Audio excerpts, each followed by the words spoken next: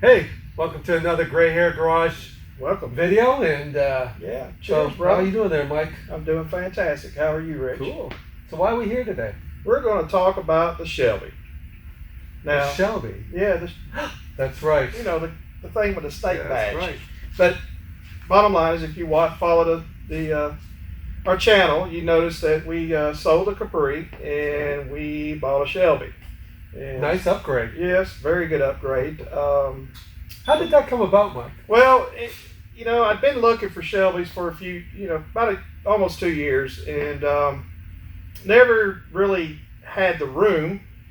And so when we sold a Capri, You have to fill the void. exactly. So we looked at a couple of vehicles. The second one we looked at ended up having an engine noise, Yep. and it concerned me. So I more or less backed out of the deal. But we kind of kept in contact through the process, because I had told him to take it to Ford. Right. Take it to Ford, figure out what it is.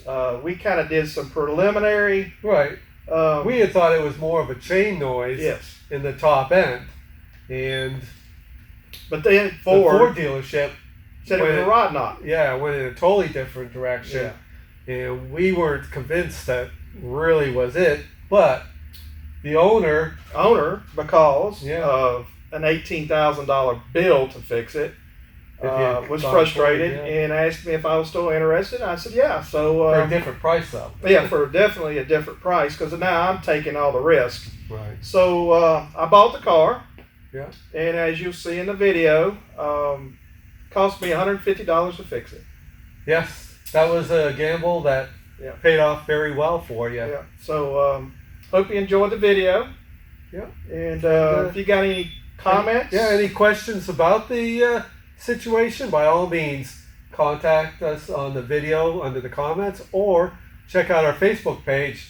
We're good with answering any questions about it. Yeah. And And one other thing is, if you know any Shelby owners, show them this video, share it with them, because it is it's a factory defect.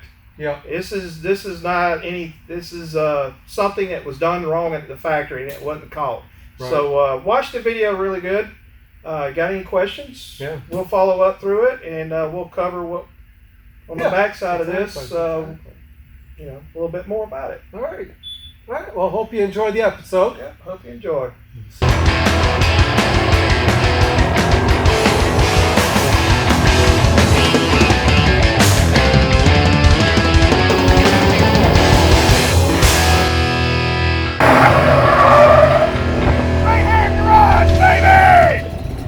Hey, what's the trailer for, Mike? we're going on a little adventure today. We are? Yeah. Is that why I'm here at 7:30 in the morning on a beautiful Georgia day? Dang right. Dang right. Cool. What are we gonna go get? Well, if y'all follow the channel, you'll notice that we no longer have the Capri. That's right. Oh, Yeah. are we gonna replace it today? We're going to replace it. Nice. I'll give another little hint. Okay. It's the same color as the Capri. Ooh, I like that color So, too. but we have to go pick it up. We got a little work to do to it before it's roadworthy. But Okay. So needs a little so work. it's a project, but Okay. I think people will love it, because I can't wait. I Yeah. just can't wait to get it. I just Cool. can't. Well, I actually know what it is, obviously. Yeah. And I know it's going to bring a lot to this channel. We'll definitely be having some fun. Oh, for sure. And my little hint is it will do burnouts. Oh, it'll do probably some really good burnouts. Yeah. But So we Yeah. got the trailer here, and Yeah. I guess we're going to go and pick it up. yeah, it's about an hour north of here. Okay. We've got to go to a Ford dealership to pick it up. Okay. We'll get a little more into the story when we show the car, but Can't wait. I hope you guys enjoy. Yeah. All right. Well, you'll join us for the ride, and let's have some fun. Let's go. All right, brother. All right, man. Good start Awesome. to the day, huh? Hell yeah, I'm ready.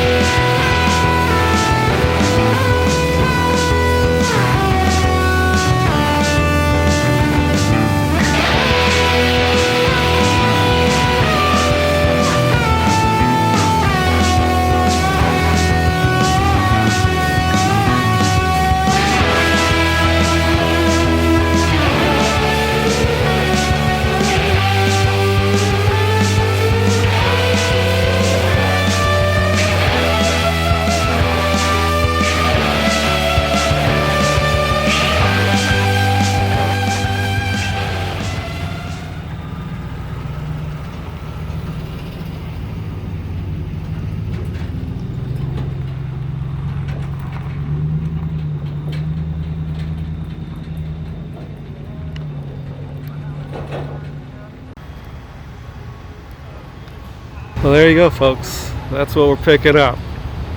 2014 Shelby GT500. Mike's gone to get the truck with the trailer. We're going to bring it back to Gray Hair Garage.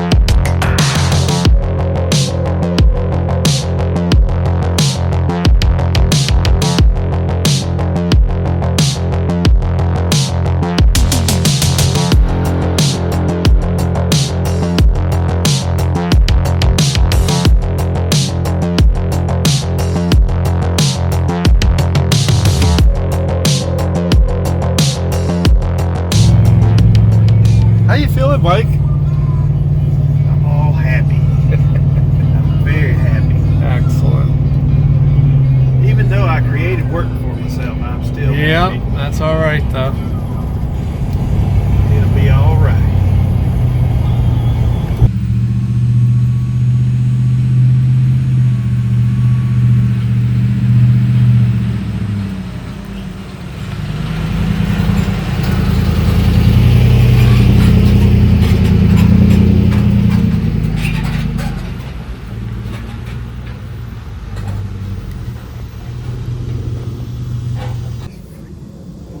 That's bad to the bone. I'd like to use other words, but that's just bad. Family channel. Bad to the bone. Absolutely.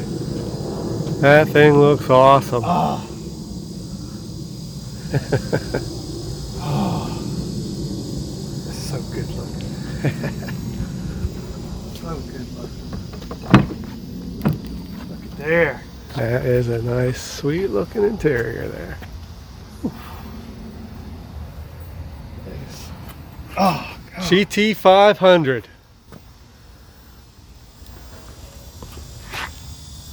Sweet. Is it a coincidence? I think not. I think not either.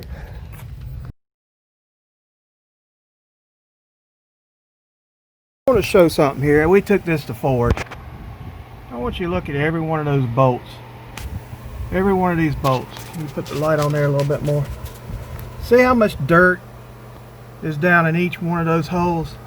This valve cover has not been off this car, and we specifically requested it to come off.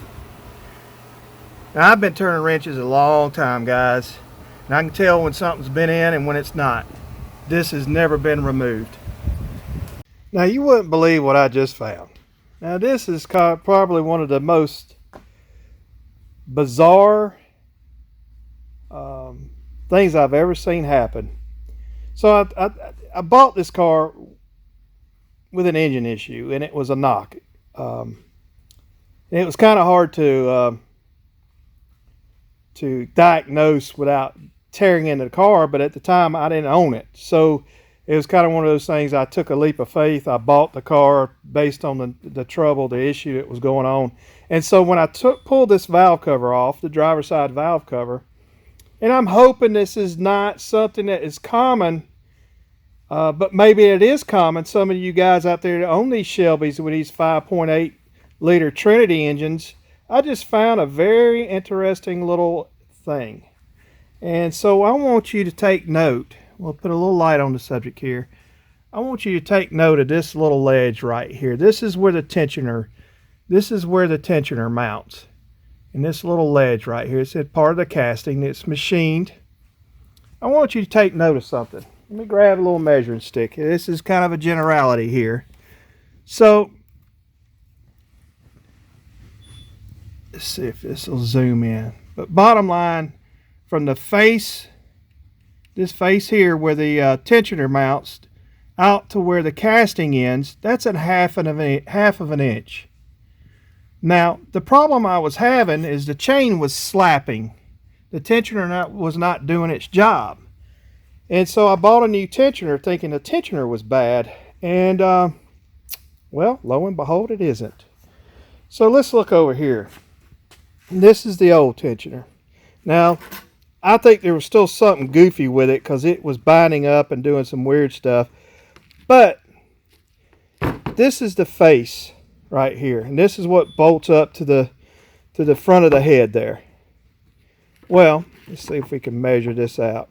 If you take this ruler again, of course I've got micrometers, but it's just easier for that distance between where it mounts into where the pad, the rub strip, the pad, the phenolic or Teflon, whatever pad, is less than a half an inch. So if you notice, with that dimension being less than a half an inch, and it mounts, let's see if I can throw it in here. It mounts, wrong way, Michael. It mounts just like so. So if you just zoom on in here, see if I can get. Now I don't have the spring or anything, but if you just zoom right in here, that lower pad is not moving down. And that's the same issue I was having. It wasn't tensioning the chain properly. What's happening is that thickness of the tensioner doesn't stick out far enough for the pad to go past it like it should. So if I pull the pad out, now you see a little bit of a gap. Let's see. See that gap?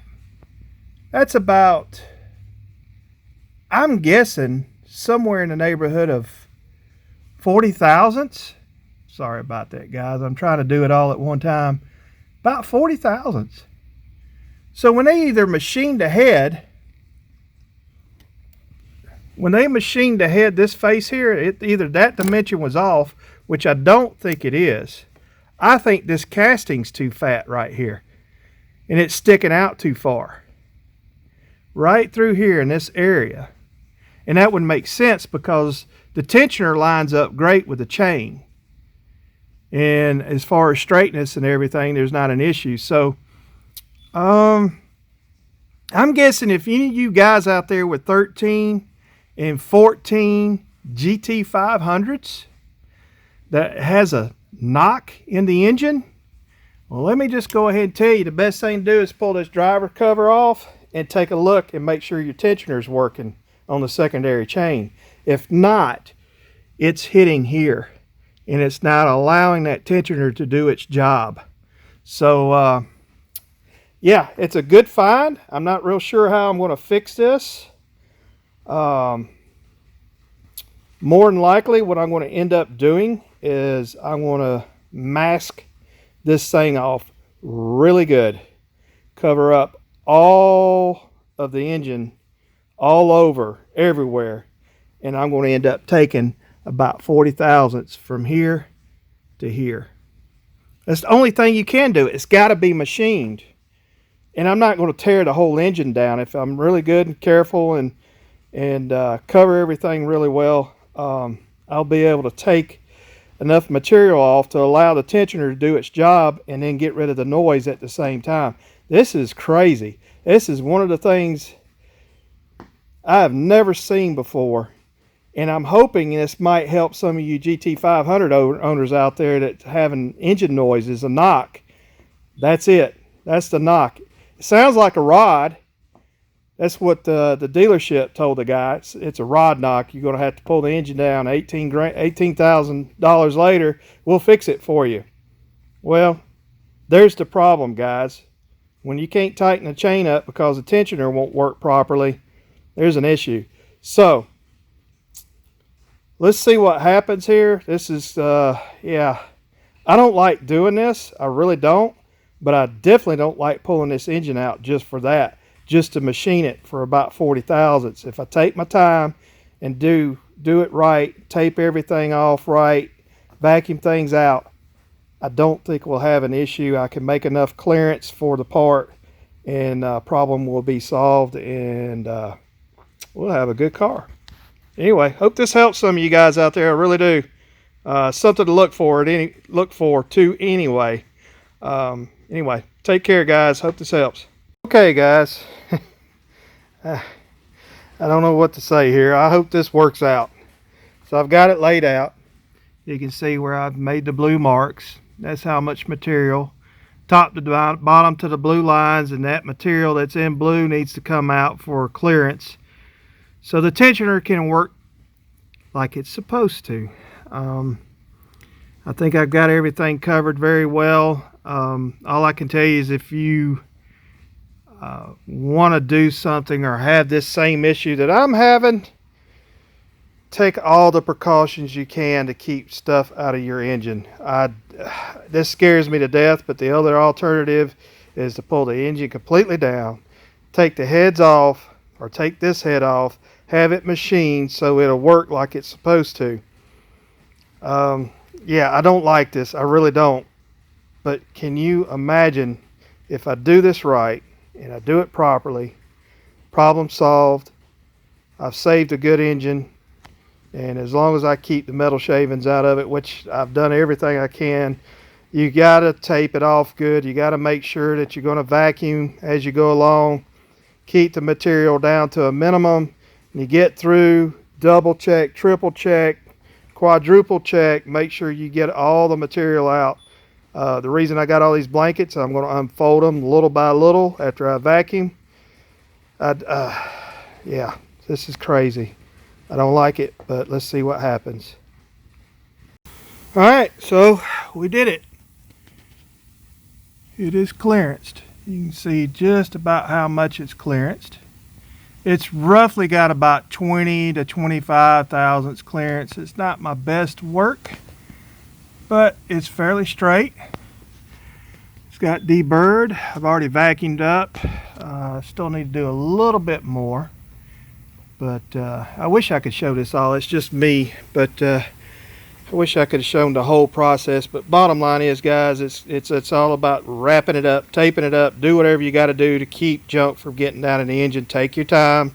Don't be in a hurry with this job.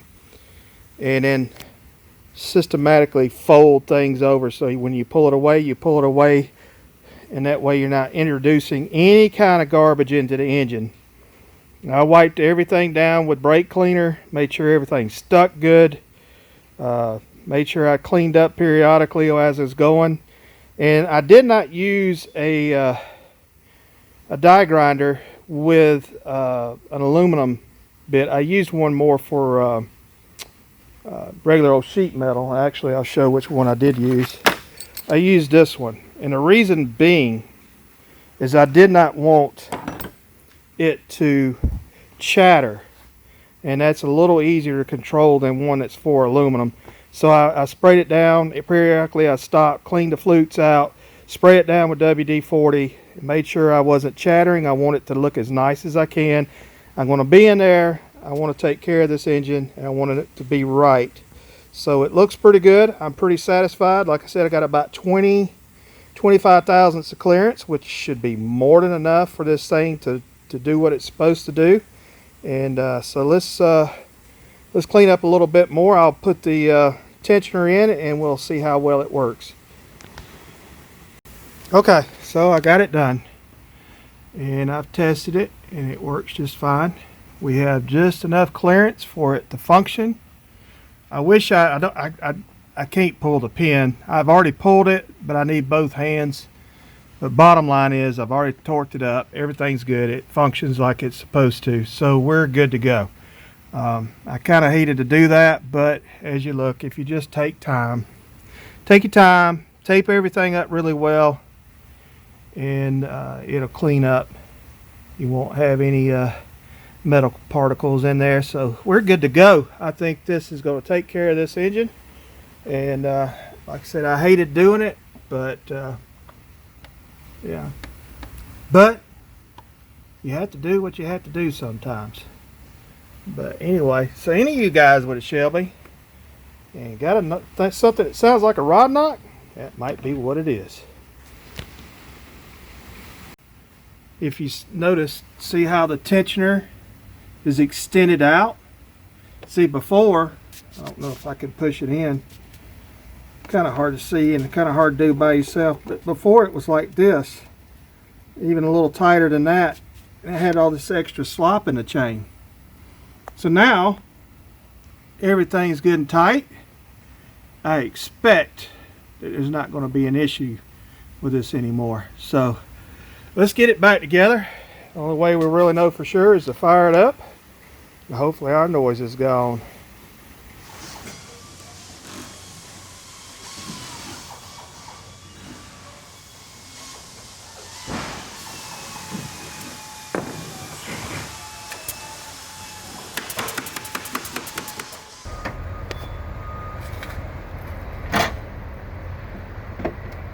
So we're good now, Mike? Yep, good.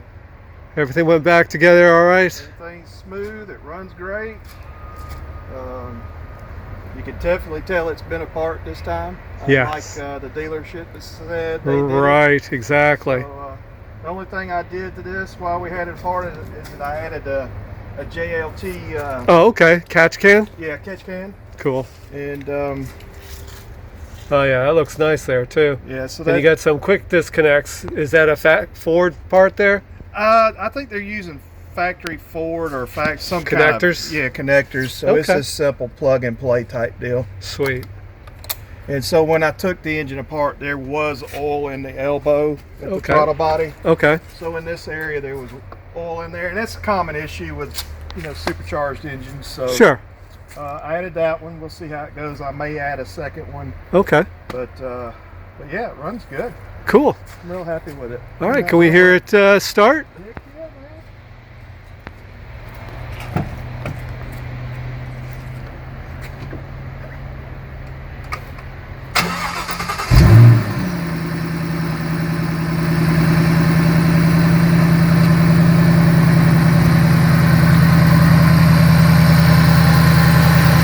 All you're hearing is the injectors. Yeah, that sounds nice. That's a definite improvement from the first day we saw this car. It just still blows me away that they call it a rod knock. Yeah, it never sounded like a rod knock to me. It, like I said, what I heard was more chain noise, Yeah. It was, and it turned out to be that. so it's fixed. Not a bad job. Took about 7.5 hours to do everything. Okay. Hardest side was the side I needed to get to because I had to pull the elbow, everything off. The vacuum booster, brakes, Okay. master cylinder, all that had to come out of the way to get the valve cover off. I see. That's probably the hardest part of the job. Just Okay. digging around under the dash. Right. The rest of it was pretty straightforward, pretty easy. Okay. Did you have to have any specialty tools to accomplish it? Okay, so only two tools you'll need.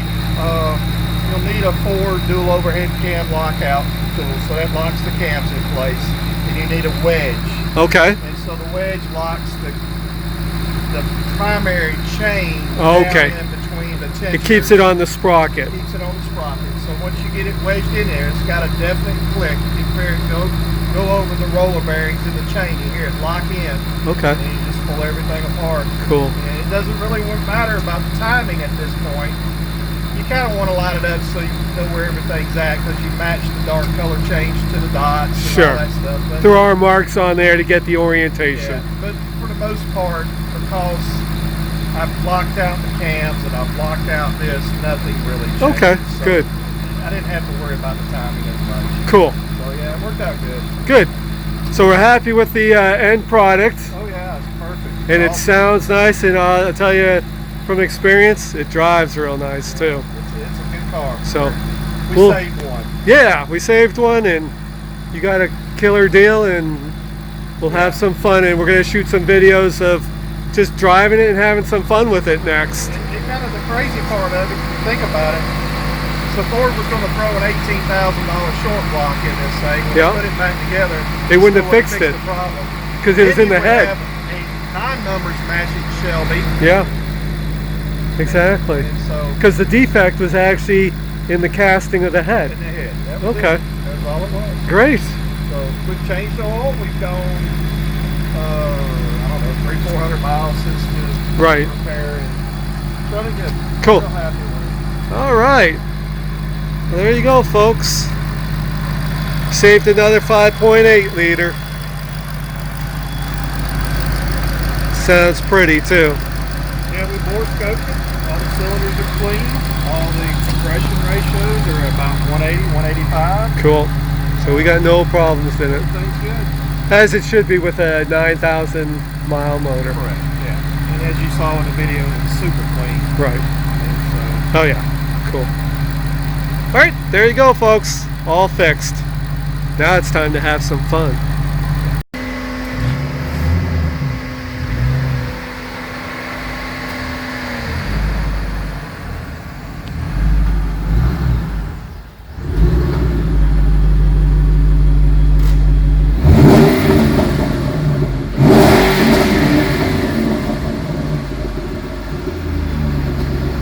guys, we hope you enjoyed that video. I hope you learned something. Maybe you can share with some buddies of yours that have Shelby's, yeah. the GT500s, the 11 through the 14s. Essentially the same engine. Just because it sounds like a rod knock, if it's on the top end, you might want to do what I did. Further diagnosing. Yeah, take some time and at least pull the valve cover and look. Yeah. It doesn't take that long. You know, yeah, you got to take the brake booster and stuff like that apart, but you can get it apart pretty easy and inspect it, check it. If everything's good, you're good to go. But yeah, it was just kind of one of those weird things that I've never seen a defect from the factory on any engine. At least I've never seen one. And that was kind of unusual. Yeah. To have that casting prevent the tensioner from coming fully out. Who would have ever guessed? I mean, when we first heard it, we weren't thinking along those lines, and it wasn't until you actually put the new tensioner on that you saw it did the same thing. Yeah, and I got lucky there because I had put the new tensioner just in place without the chains and stuff, just to make sure that the tensioner was working properly, and I went, well, that's not working any different. So then you dig into it a little further and you see that. Yeah. So that had been going on the whole time that from day one. For 9,000 miles. The guy that built the engine, I'm not going to bust on him, but you missed that one, buddy. Yeah, we have your name. Yeah. So, but anyway, is what it is. Hope you enjoy it. Share it. Well, and that frankly saved you a ton of money because of that. Yeah, it saved me a lot of money, and I got a almost showroom condition car. Yeah, you took the gamble. Yep. And in this case, it actually paid off. So yeah, this car's only got 90. Well, it had 9100 when I bought it. Now it's got 94. We've been driving it a little bit, but that's true. It's been a little bit of fun, and we'll have some videos of that too. Yep. So anyways, we hope you got something out of this episode, and click like, share, subscribe. And don't forget the notification bell. Yeah. Please help us out. We just hit a 400 mark. And we'd love to hit 1,000. I know we're a small channel, and we work full time, and we're not full time YouTubers. So we'd like to at least make $1. We'd hang it on the wall or his wall. We'll post that check with the dollar on it. But we'd like to hit 1,000, and that way we can at least monetize these videos and make a little something off of it. We're just having fun. So anything you can do, please help. All right, Mike. Well, keep moving forward. Damn right. Move forward.